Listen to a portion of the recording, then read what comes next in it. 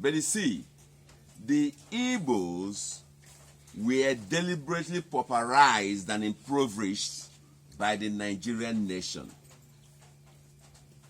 And as a result, after the Civil War, even if you have 50 billion pounds in your account, you were only given 20 pounds. As a result, people were dying, couldn't survive.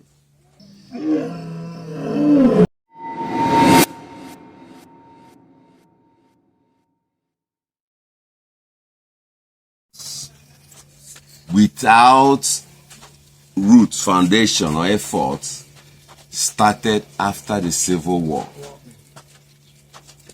Before the war, our ancestors don't hustle for money because they know it's a birthright, a natural birthright. When the principles you follow, you apply by then but you see, the Igbos were deliberately pauperized and impoverished by the Nigerian nation. And as a result, after the Civil War, even if you have 50 billion pounds in your account, you were only given 20 pounds. As a result, people were dying, couldn't survive. And a lot of arms were left in the hands of many people after the war. And so, before the war, people don't make fences in their house. They don't bother locking your house. But as a means of survival, many people started stealing because arms was everywhere. And so, people started unnecessary quest for survival and for money. And so, it's got out of control because Arsenal once beaten, twice shy. It is the fear of failure, the fear of abandonment, the fear of betrayal of the Nigerian nation against the Igbo man that caused the excessive quest for money, because parents transferred it to their children unconsciously.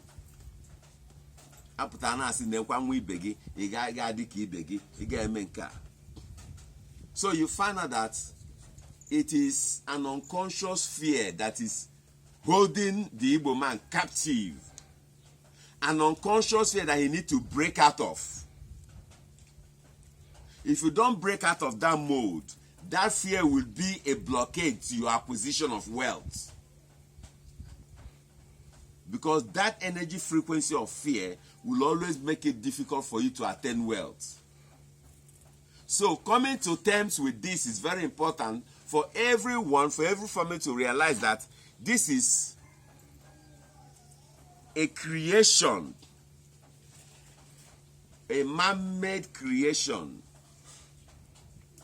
that it's not natural, that naturally wealth will aggregate to you when you create value. Before the war, the Igbo man was known as a value creator that don't run after physical wealth, but they are known to be the industrialists of this nation. They were known to be mighty men in industry and transportation in Nigeria. But because of the tragedy of the Civil War and the betrayal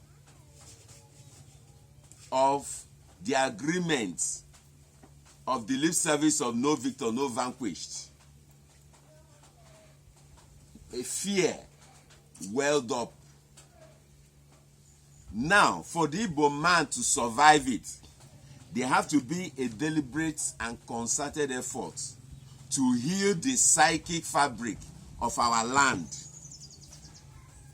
Because a lot of lives has been spent, a lot of lives have been wasted in the quest for this fast wealth. In other words, it has become a living entity that is now feeding on the fabric of our people and our land. A living entity that is now controlling the present generation. Gịnị ka a ga-eme? A ga-enide ikpogodo alụ emele ndị Igbo na alụ ndị Igbo mere onwe fa, because ndị Igbo egbugo ọtụtụ ụmụ mmadụ ebe a na-achọ ka ebute akụ n'utene. So ma akpụ alụ ahụ, that energy ehiwere a living entity has become a monster, a demon that is now feeding. How does it feed? It keep energizing and influencing more people to become victims by na-achọ. And the more you acquire, the more you desire to acquire. But when this thing is taken care of, if you see a man who have settled that energy frequency, he is a man who is value focused, who is always contented.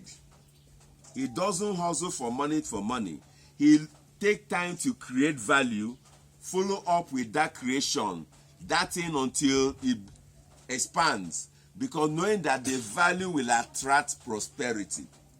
He doesn't hustle for miracle money or ogwego, because you know that it does not exist. That is all illusion created because of the betrayal of the nation, the Nigerian nation, against the Igbo man. So we need to heal that energy. As a person, when I confronted this energy, I took time to study the things happening, and I decided to sever myself out of it.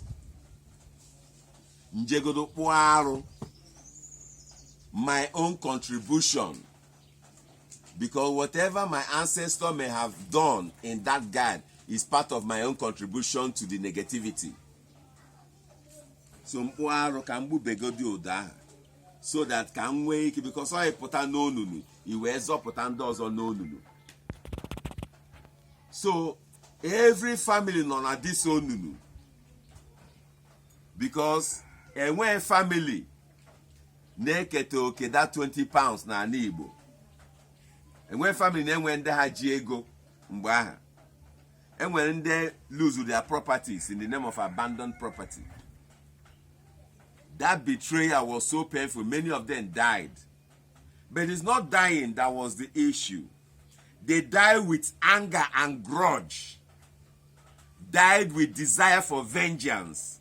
And that desire for vengeance aggregated on the psychic plane to become a very dangerous demonic entity that is now controlling the life of the Igbo man.